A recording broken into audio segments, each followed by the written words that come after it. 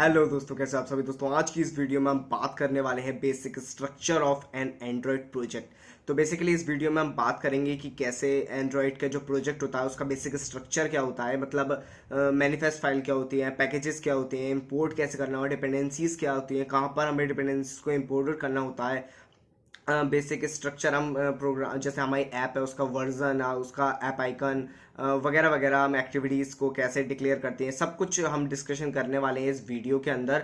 तो लास्ट तक इस वीडियो को ज़रूर देखिएगा। सारे आपके concept, basic structure of Android project वो आपके क्लियर हो जाने वाले हैं इस वीडियो के बाद। और हम सबसे पहले तो बात करते हैं एंड्रॉयड स्टूडियो को इंस्टॉल कैसे करना है। तो चलिए फिर स्क्रीन की तरफ बढ़ते हैं और देखते हैं कि हम कैसे अपने एंड्रॉयड प्रोजेक्ट को, एंड्रॉयड स्टूडियो को अपने सिस्टम के अंदर लोड करते हैं। तो चलिए स्टार्ट करते हैं। तो चलिए स्क्रीन पर हम आ गए हैं और सबसे पहले तो आपका गूगल क्रोम या कोई भी आप अपना ब्राउजर खोलने के बाद होम स्क्रीन पर आने के बाद आपको कुछ नहीं लिखना है। Android studio download for Windows और फॉर मैक, फॉर लिनक्स, जो भी आप अपने सिस्टम यूज कर रहे हैं। वैसे तो एंड्रॉयड स्टूडियो अपने अंदर भी एक फीचर आपको प्रोवाइड करता है कि आप डायरेक्ट जाकर, जैसे मैंने एंड्रॉयड स्टूडियो फॉर विंडोज लिखा तो इसने automatically download for Windows recommend कर दिया मुझे। आप अगर आप चाहते हैं कि आप लिनक्स के लिए, आप मैक के लिए, आप क्रोम ओएस के लिए इन कस्टमाइज वर्जन डाउनलोड करना चाहते हैं, आप कोई दूसरा वर्जन डाउनलोड करना चाहते हैं एमुलेटर का या आईडी का दूसरा वर्जन डाउनलोड करते हो, आप यहाँ से लिस्ट ओपन कर कर डाउनलोड कर सकते हैं। डाउनलोड आर्काइव में जाकर आप पुराने भी वर्जन्स को डाउनलोड कर सकते हैं। 871 MB का सॉफ्टवेयर है। लेटेस्ट वर्जन जो है वो है आपका 4.0.1। यहाँ से आप एंड्रॉइड स्टूडियो को डाउनलोड कर सकते हैं और उसके बाद उस फाइल को, जैसे आप नॉर्मल किसी भी .exe अगर आप विंडोज यूज कर रहे हैं या .dmg फाइल अगर आप मैक यूज कर रहे हैं, तो आप उस पर जाकर सिंपली नेक्स्ट नेक्स्ट कर कर क्लिक कर दीजिए। बाकी एसडीकेस वगैरह वो खुद ही इंस्टॉल कर लेता है। बाकी ये आप वेबसाइट पर जब जाएंगे तो सारे फीचर्स और उसके जो रिक्वायरमेंट्स होती हैं वो सब आपको यहाँ पर दिख जाएगा कि 2 GB of space required, 4 GB RAM required, ये सब आपको यहाँ पर फीचर देख लेंगे। तो आप अपने चेक कर लीजिए कि आपका सिस्टम अगर कंपेटेबल है तो आप यहाँ से डाउनलोड कर कर और एंड्रॉइड स्टूडियो को इंस्टॉल कर लेना। तो ठीक है, इंस्टॉल तो आप कर ही लेंगे। वरना आपको अगर कोई दिक्कत हो रही हो तो आप कमेंट बॉक्स में मुझे बता दीजिए, मैं आपकी हेल्प कर दूंगा। वरना यूट्यूब पर या और कहीं सारी वीडियोस आपको मिल जाएंगे एंड्रॉइड स्टूडियो इंस्टॉल करने की। वैसे बहुत ज्यादा सिंपल स्टेप है, आप नेक्स्ट नेक्स्ट नेक्स्ट करते चले जाइए और आपका काम हो जाएगा। ठीक है, तो आफ्टर इंस्टॉलिंग आपको कुछ ऐसा विंडो देखने को मिलेगा। यहाँ पर मेरे कुछ प्रोजेक्ट्स जो मैंने बना रखे हैं तो वो है, तो वो आप जब नया इंस्टॉल करेंगे तो आपको ऐसा कुछ नहीं दिखेगा। वेलकम टू एंड्रॉइड स्टूडियो लिखा दिखेगा, एंड्रॉइड स्टूडियो का वर्जन दिख जाएगा और ये आपके प्रोजेक्ट्स होंगे। तो मैंने फ्लटर वगैरह इनबिल्ट कर रखी है। तो आपकी जो स्क्रीन, अगर आप पहली बार इंस्टॉल कर रहे हैं तो आपको start a new Android project, open an existing Android studio project, और ये सारे ऑप्शन आपको देखने को मिलेंगे। ठीक है, तो हम क्लिक करेंगे start a Android new Android studio project. तो आपको सारे प्रोजेक्ट की थीम, तो बेसिक एक्टिविटी, जो बेसिक एक्टिविटी होती है एंड्रॉइड की, एम्पटी एक्टिविटी मतलब उसमें कुछ भी इनबिल्ट नहीं होगा। बॉटम नेविगेशन एक्टिविटी, तो इन सब एक्टिविटीज के ऊपर हम बाद में डिस्कशन कर लेंगे। तो सबसे पहले तो एम्पटी एक्टिविटी पर ही आप वर्क कर रहे हैं। आप चाहें तो अगर फोन एंड टैबलेट पे बना रहे हैं तो ये है। अगर आप वीआर ओएस के लिए बना रहे हैं तो आप इधर भी जा सकते हैं। टीवी के लिए बना रहे हैं, एंड्रॉइड ऑटो के लिए बना रहे हैं, आप कोई एप्लीकेशन एंड्रॉइड थिंग्स के लिए, आईओटी डिवाइसेस के लिए बना रहे हैं, तो आप सारे फीचर आपको यहाँ पर मिल जाएंगे। तो सबसे पहले एम्पटी एक्टिविटी पर हम वर्क करेंगे, नेक्स्ट कर देंगे, सिंपल नेक्स्ट नेक्स्ट नेक्स्ट कर कर, और हम लिख देते हैं माई फर्स्ट एप्लीकेशन। ठीक है, माई फर्स्ट एप्लीकेशन। और जो लैंग्वेज हम यूज करने वाले हैं वो हम यूज करने वाले हैं कॉटलिन को। आप चाहें तो जावा भी यूज कर सकते हैं। बाकी आप यहाँ पर अपना पैकेज नेम देंगे, com.example.my first application, जो भी आपका नाम होगा। आप यहाँ पर चाहें तो चेंज भी कर सकते हो उस पैकेज नेम को। बाकी आप अपनी सेव लोकेशन चेंज कर सकते हैं, जिस भी फोल्डर में, जिस भी ड्राइव में आपको सेव करनी है। उसके बाद मिनिमम एपीआई लेवल्स। अब ये एपीआई लेवल्स क्या होते हैं उसके ऊपर थोड़ा डिस्कशन कर लेते हैं। मतलब आपकी बेसिक जो है एपीआई जो होते हैं वो कोड्स होते हैं कुछ जो एंड्रॉइड समझता है। जैसे मान लीजिए 21 एक एपीआई कोड है, एक एपीआई लेवल है जो लॉलीपॉप के लिए इन्होंने डिनोट कर रखा है। तो मतलब अगर आपने ये सिलेक्ट कर दिया तो मतलब कम से कम जिस भी फोन में आपकी एप्लीकेशन चलेगी तो उसका वर्जन आपका एंड्रॉइड 5 लॉलीपॉप होना जरूरी है आपकी ऐप को रन करने के लिए। सो आप इसमें आपको दे भी रखा है, your app will run on approximately 94.1% of devices. तो मतलब ये बता देता है कि आपकी जो ओवरऑल डिवाइसेस हैं पूरी दुनिया में 100%, उसमें से 94% लोगों के पास बेसिकली मिनिमम लॉलीपॉप लेवल है। तो इतनी डिवाइसेस आपकी चल जाएंगी। अगर आप चाहते हैं सब में चले तो आप आइसक्रीम सैंडविच यूज कर सकते हैं एंड्रॉइड 4, तो 100% डिवाइस में आपको चल जाएगा। लेकिन आज के ज़माने में सबके पास मतलब 94% भी चल रहा है तो ठीक है। तो मिनिमम एपीआई लेवल हम 21 सेलेक्ट कर अपना प्रोजेक्ट को फिनिश करते हैं। तो एंड्रॉइड स्टूडियो थोड़ा टाइम लेता है प्रोजेक्ट लोड होने में, तो फिर जब प्रोजेक्ट लोड हो जाता है तब मैं आपसे मिलता हूँ। तो चलिए, हमारा प्रोजेक्ट जो है वो बिल्ड सक्सेसफुल हो चुका है। तो सबसे पहले तो मैं आपको समझा दूं कि एंड्रॉयड स्टूडियो में क्या होता है। ये खुद ही अपने आप एप्लीकेशन डिजाइन कर देता है, जो कि बहुत ही बेसिक एप्लीकेशन होती है। अगर आप इसको अभी रन करेंगे, मतलब हमने कुछ भी नहीं किया, ना हमने कुछ बिल्ड किया, ना कुछ हमने डिजाइनिंग की, कुछ भी नहीं किया।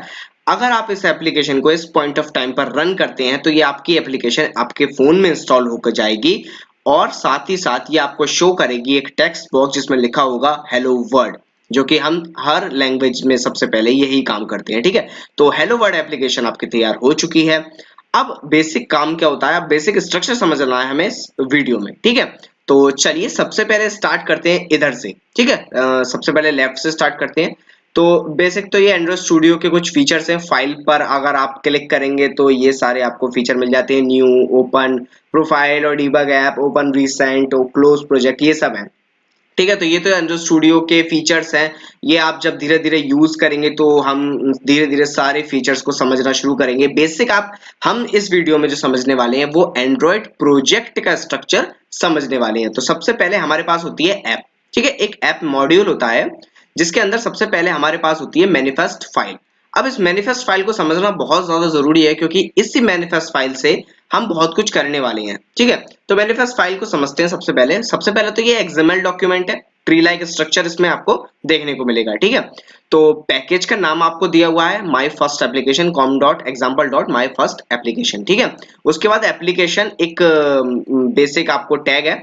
इसमें आपको एप्लीकेशन की सारी चीजें दी होती है। ठीक है, तो बेसिक सबसे पहला टैग है अलाउ बैकअप, हमें इस बैकअप अलाउड कर देना है। उसके बाद हमें इसमें आइकन, मतलब ऐप का आइकन क्या होगा, ऐप का नेम क्या होगा, वो लेबल में आप देते हैं। अगर कहीं कहीं आपने देखा होगा कुछ कुछ ऐप, कुछ कुछ फोन्स जो होते हैं वो प्रोवाइड करते हैं आपको राउंड आइकन, तो उस राउंड आइकन को भी आप अलग से स्पेसिफाई कर सकते हैं। ठीक है, तो आपका आइकन हो गया, आपका राउंड आइकन हो गया, और आपका लेबल हो गया यानी कि ऐप का नेम, और सपोर्ट RTL। तो काफी सारे फीचर हैं। उसके बाद थीम, आप ऐप की थीम दे सकते हैं। आपको डार्क थीम देनी है, आपको ऐप का डिफॉल्ट थीम देनी है, आपको मान लीजिए यूज करनी है नो एक्शन बार, मतलब फुल कस्टमाइज्ड जो होती है, जिसमें आपकी टूल बार नहीं होती है ऊपर, आपकी सिंपल जो आपकी सिंपल टूल बार नहीं होती है, सिंपल पूरी एप्लीकेशन सिर्फ एक ही लेआउट में एक ही पेज पर होती है, तो वो आपकी नो एक्शन बार, मतलब वेरियस तरह की थीम्स होती हैं, आप काफी तरह की, तो वो आप उसको थीम दे सकते हैं। बाकी सारी एक्टिविटीज जो भी होती हैं आपकी, वो इस एक्टिविटी आपकी एप्लीकेशन के अंदर आपको मिल जाएगी।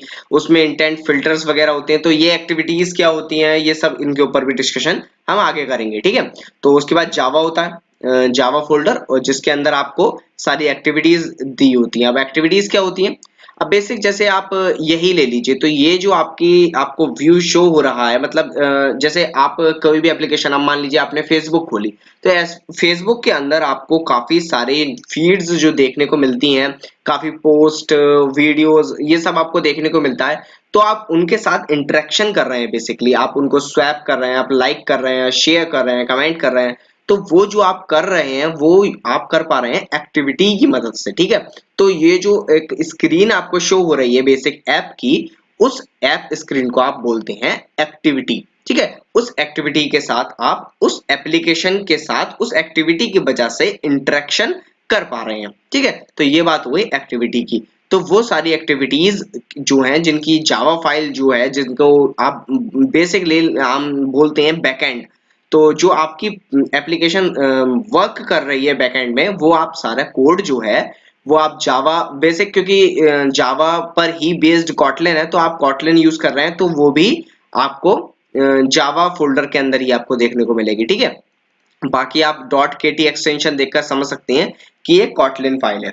ठीक है, तो अब ये बात हो गई, जो भी आपको प्रोसेस करना है, आपको मान लीजिए ट्रिगर लगाना है कि बटन, इस बटन पर क्लिक होने के बाद क्या फंक्शनैलिटी हो, इस बटन पर मैं क्लिक करूं तो क्या हो, इस पर लोड करूं तो कौन सी एक्टिविटी ट्रिगर होनी चाहिए, या इस पर मैं कर कर इस बटन पर, मतलब वेरियस जो भी आप प्रोसेसिंग करेंगे अपनी एप्लीकेशन के अंदर, जो भी आप फीचर्स लगाएंगे वो आप सारी इस फाइल में लिखने वाले हैं। ठीक है, अब ये क्या होता है, एक्टिविटी, हर एक्टिविटी की, हर फ्रेगमेंट की, फ्रेगमेंट पे हम बाद में डिस्कशन करेंगे, हर एक्टिविटी की आप ये समझिए दो फाइल होती हैं, एक होती है डॉट केटी यानी कॉटलिन फाइल, एक होती है एक्सएमएल फाइल। अब एक्सएमएल फाइल बेसिकली आपका फ्रंट एंड है, मतलब आप फ्रंट एंड मतलब दिखेगी कैसी वो आपकी, बेसिक आप अगर लेमन लैंग्वेज में समझें तो आपकी एप्लीकेशन दिखेगी कैसी, वो आप डिजाइन करते हैं एक्सएमएल फाइल में। आपकी एप्लीकेशन वर्क कैसे करेगी वो आप डिजाइन करते हैं कॉटलिन फाइल में। ठीक है, तो हर एक्टिविटी के ये दो फायदे होते हैं। अब ये जो है आपके, थोड़ा कलर भी आपको डिफरेंट दिख रहा होगा, तो ये जो है टेस्ट, और ये एक आपका टेस्ट मॉड्यूल है। तो ये इनसे आपको मतलब नहीं होता है, इनको आप यूज भी बहुत कम करते हैं, तो आगे कभी यूज में आएंगे तो इनको हम अच्छे से समझा देंगे। ठीक है, जो आप बहुत यूज में होने वाला है सिर्फ उन्हीं पर हम डिस्कशन करने वाले हैं वीडियो में। अब एक होता है रिसोर्स फोल्डर। अभी रिसोर्स फोल्डर क्या है, रिसोर्स फोल्डर में कुछ एट्रीब्यूट्स भी हैं जैसे ड्रॉएबल, लेआउट, मिप मैप, वैल्यूज। अब ड्रॉएबल्स क्या है, ड्रॉएबल्स में आप सारी वो वाले इमेजेस, आपके वेक्टर्स, इलस्ट्रेशंस, जो भी आप बेसिकली यूज कर रहे हैं, आपके ऐप का आइकन हो गया, आपका फेसबुक, जैसे आप मान लीजिए उसमें एक आइकन आता है एफ लिखा हुआ, तो वो हो गया, बटन की थीम्स हो गई, मान लीजिए आपको एक रेड कलर का बटन बनाना है, तो वो रेड कलर का बटन की डिजाइनिंग आप ड्रॉएबल फाइल में, मतलब जो भी ड्रॉ होने वाला, जो भी ग्राफिक का काम है, जो भी इमेजेस हैं और सब चीजें हैं, वो आप ड्राइवल फोल्डर में सेव करके रखते हैं। ठीक है, और अब लेआउट क्या है, लेआउट में आपको, जैसे मैंने आपको समझाया था, एक्टिविटी मेन, हर एक्टिविटी की दो फाइल होती हैं, तो हर एक्टिविटी का, हर फ्रेगमेंट का, जो भी आप एप्लीकेशन बेसिकली इंटरेक्शन कर रहे हैं, जो लेआउट्स आपको देखने को मिल रहे हैं, आपको फ्रंट एंड में जो भी देखने को मिल रहा है, वो सब आप लेआउट फोल्डर में रखते हैं। ठीक है, तो ये हुए लेआउट की बात। अब होता है ये मिप मैप। तो इसमें बेसिकली क्या होता है, इसमें काफी सारे अलग अलग डीपीआई में आइकन्स वगैरह, और बेसिकली ऐप के बहुत सारे जो इनबिल्ट होते हैं, जो अंदर की इंटरनल वर्किंग की चीजें होती हैं, वो मैप पे रखा जाता है। तो इस पे भी हम जब इसको यूज करेंगे तो अच्छे से डिस्कशन कर लेंगे तब। अब वैल्यूज, ये बहुत ज्यादा इंपॉर्टेंट चीज आपको फोल्डर है, ये आपको हर समय काम में आएगा। इसमें आपको कलर्स देखने को मिलते हैं, आपको स्ट्रिंग्स देखने को मिलती हैं, स्टाइल्स देखने को मिलती हैं। अब कलर्स क्या है, तो बेसिकली आपकी ऐप में प्राइमरी कलर क्या होगा, प्राइमरी डार्क कलर क्या होगा, एसेंट कलर क्या होगा। अब मान लीजिए आपने एक एट्रीब्यूट डिजाइन करा कि टेक्स्ट कलर, तो आपने करा बटन कलर, तो आप कई सारे एट्रीब्यूट्स यहाँ पर रिसोर्सेज डिक्लेयर कर सकते हैं कि बटन का, मेरे ऐप में हर बटन का कलर ये होगा, तो मतलब ताकि वो एक यूनिकनेस रहे, आपकी ऐप में कंसिस्टेंसी बनी रहे, ऐप में ये नहीं हो कि भाई एक पेज पर तो आपका बटन जो है वो ब्लू कलर का है, अगले पेज पर ही वो बटन स्काई ब्लू कलर का है, तो ऐसा नहीं होना चाहिए। ठीक है, तो एक कंसिस्टेंसी बनाने के लिए हम रिसोर्स में रखते हैं। अब एप्लीकेशन में मान लीजिए आपका ऐप का नेम है, अब आपने लिखा लॉग इन साइन अप, तो ये सारी जो स्ट्रिंग्स आप यूज कर रहे हैं, जितनी भी स्ट्रिंग्स यूज कर रहे हैं, वो सारी स्ट्रिंग आपको इस फोल्डर में सेव करनी होती है। उससे फायदा क्या होता है, उससे ये फायदा होता है, मान लीजिए आपने अपनी फोन की डिफॉल्ट लैंग्वेज इंग्लिश से हिंदी कर दी, तो वो ऑटोमेटिकली उस चीज को ट्रांसलेट कर कर आपके ऐप में जो भी चीजें डेटा होगा, अगर आप नॉर्मल हार्ड कोडेड टेक्स्ट लिख देंगे, मतलब आप स्ट्रिंग के फोल्डर में लिखने की बजाय आप डायरेक्ट वहीं पर यूज कर देंगे, तो वो आपका ट्रांसलेशन में दिक्कत करेगा। ठीक है, तो आपको सारे स्ट्रिंग के रिसोर्सेज यहाँ लिखने होते हैं। अब दूसरा फायदा इसका ये भी है कि मान लीजिए मैंने ऐप का नेम यहाँ पर लिख दिया माई फर्स्ट एप्लीकेशन, अब मैंने अपनी ऐप के अंदर उस ऐप नेम को 50 जगह यूज कर रखा है, लेकिन मैंने उसका हमेशा क्या करा है, मैंने उसका रेदर देन उसको वहां पर लिखने के बजाय माई फर्स्ट एप्लीकेशन, मैंने उसका एड्रेस, इस लाइन का एड्रेस वहां पर पास कर दिया। तो अगर मैं इस जगह पर एक जगह चेंज करूंगा तो वो हर जगह, उस 50 जगह वो चेंज ऑटोमेटिकली हो जाएगा। तो समझ रहे हैं आप कितना ज्यादा बेनिफिशियल हो गया, मुझे ज्यादा जगह चेंज नहीं करना पड़ा। अगर मुझे अपनी ऐप में फ्यूचर चेंजेस करनी है तो वो मेरी काफी इजी प्रोसेस हो गई। ठीक है, अब स्टाइल्स होती हैं, तो इसमें काफी सारी थीम होती है कि आप मान लीजिए कलर प्राइमरी डार्क, और मैंने एक थीम ले ली जो डार्क एक्शन बार की थीम है, तो मैंने ये थीम बना दी। अब मैं इसी तरह से इस थीम को कस्टमाइज कर सकता हूँ। ठीक है, तो अपनी वेरियस थीम्स आप इन स्टाइल एट्रीब्यूट का यूज कर कर बना सकते हैं। ठीक है, तो ये बात हो गई। अब एक इंपॉर्टेंट चीज आती है ग्रेडल स्क्रिप्ट। तो ग्रेडल स्क्रिप्ट क्या है, अब मान लीजिए आपको कोई डिपेंडेंसी है किसी दूसरे प्रोजेक्ट को आपको इनहेरिट करना है अपने प्रोजेक्ट में, तो आप उसका पाथ यहाँ पर लगा सकते हैं, ठीक है। अब जैसे मान लीजिए मेरा आपको चेंज करना है इन फ्यूचर, अपने वर्जन का नेम चेंज करना है। जैसे आप देखते होंगे प्ले स्टोर पर कोई एप्लीकेशन इंस्टॉल करते हैं तो वर्जन आता है वर्जन 1.2.2 या वर्जन 3.2 ऐसे करके। तो जब आप अपडेट पुश करते हैं अपनी एप्लीकेशन के तो आपको वर्जन नेम चेंज करना होता है। इसी तरह से आपको मान लीजिए मेरे को अब इन फ्यूचर मुझे कोई डिपेंडेंसी यूज करनी है किसी प्रोजेक्ट की, ठीक है, दूसरे किसी प्रोजेक्ट की मुझे यूज करनी है। गिटहब से मैंने कोई प्रोजेक्ट उठाया और उसकी मुझे डिपेंडेंसी यूज करनी है, तो आपको एक यूआरएल दिया होता है, उस यूआरएल को आपको यहाँ पर पेस्ट करना होता है और सिंक करना होता है अपने प्रोजेक्ट को। तो उसका जो प्रोजेक्ट होगा वो आपके प्रोजेक्ट में आकर ऐड हो जाएगा। तो आपको ज्यादा कुछ करने की जरूरत नहीं है, एंड्रॉइड स्टूडियो वो सब काम खुद कर लेता है, ठीक है। तो ये हो गई बात। अगर आप एक्सटर्नल प्रोजेक्ट को यूज करना है, आपको एक्सटर्नल जार फाइल है, कुछ एसडीकेज हैं, तो वो आप सब यूज करते हैं ग्रेडल स्क्रिप्ट्स के अंदर। बाकी आपको ऐप डिजाइनिंग और ये सब चीजें जो लेआउट वगैरह है, वो layout file, drivable file, resources, इन सब चीजों में ये सब काम होता है, ठीक है।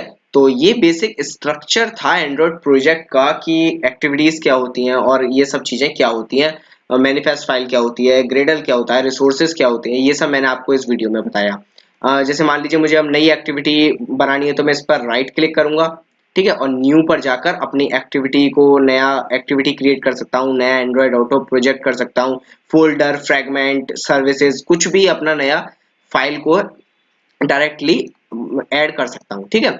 तो ये सब बात हो गई आपके एंड्रॉइड की बेसिक प्रोजेक्ट की। तो बेसिकली हमने सारा एंड्रॉइड का पूरा जो स्ट्रक्चर था उसको डिस्कशन कर लिया है। हमने बेसिक मैनिफेस्ट फाइल क्या होती है, हमने एक्टिविटीज़ क्या होती हैं, लेआउट फाइल क्या होती है, एक्सएमएल फाइल्स कैसे बनती हैं, और इमेजेस कैसे लोड करनी है, जो एक्सटर्नल इमेजेस हम लोड करते हैं वो कहाँ पर सेव करनी है, कहाँ पर कॉपी करनी है, बेसिकली ड्राइवेबल फोल्डर वगैरह जो हमने सब डिस्कशन कर रहा था। तो इससे आपको क्या बेनिफिट हुआ, इससे आपको ये बेनिफिट हुआ कि जब हम प्रोजेक्ट पे वर्क कर रहे होंगे तो मुझे ये आपको समझाना नहीं पड़ेगा कि मैं एक ग्रेडल स्क्रिप्ट में मॉड्यूल ऐप में इम्प्लीमेंटेशन कर कर ये एक्सटर्नल लाइब्रेरी को क्यों डाल रहा हूँ, मैं एक्सएमएल फाइल क्या होती है, मैं एक्टिविटी मैंने जो डिज़ाइन करी है, एमपीटी एक्टिविटी डिज़ाइन करी है, तो उसमें मैं एक्सएमएल फाइल में क्या कर रहा हूँ, फ्रंट एंड कैसे डिज़ाइन कर रहा हूँ, मतलब ये सब मेरे को टाइम वेस्ट नहीं करना होगा, मेरे को डायरेक्टली अपना प्रोजेक्ट पे वर्क करना शुरू कर देना चाहिए। तो अगले वीडियो में जो हम बात करने वाले हैं वो बेसिकली सिंपल, हम एक बहुत ही बेसिक एंड्रॉयड एप्लीकेशन डिज़ाइन करेंगे जिसमें हम सिंपली विजिटिंग कार्ड को अपना बनाएंगे यूज़र का। तो उस वीडियो में हम डिस्कशन में हमें काफ़ी सारे डाउट जो हैं, बेसिक एंड्रॉयड का यूआई कैसे डिज़ाइन करना है, कैसे बैकएंड में वर्क करते हैं, वो सब कुछ हमारा डिस्कशन हो जाएगा उस वीडियो के अंदर। काफ़ी सारे आपके कंसेप्ट भी उस वीडियो में क्लियर हो जाएंगे, ठीक है। तो इस वीडियो में इतना ही रखते हैं। तो अगर आपको वीडियो अच्छी लगी तो इसे लाइक कीजिए, अपने दोस्तों के साथ शेयर कीजिए, कमेंट में मुझे बताइए अगर आपको इसमें कोई दिक्कत आई हो, मैं उसको सॉल्व करने की पूरी पूरी कोशिश करूंगा। अगर आप मेरे चैनल पर नए आ गए हैं तो मेरे चैनल को सब्सक्राइब कर दीजिए, क्योंकि हम इस तरह की वीडियो लाने वाले हैं। पूरा एंड्रॉयड डेवलपमेंट का कोर्स हम कर रहे हैं, बेसिक से लेकर लास्ट तक हम प्रोजेक्ट भी बनाएंगे। तो मिलते हैं आपसे अगली वीडियो, गुड बाय।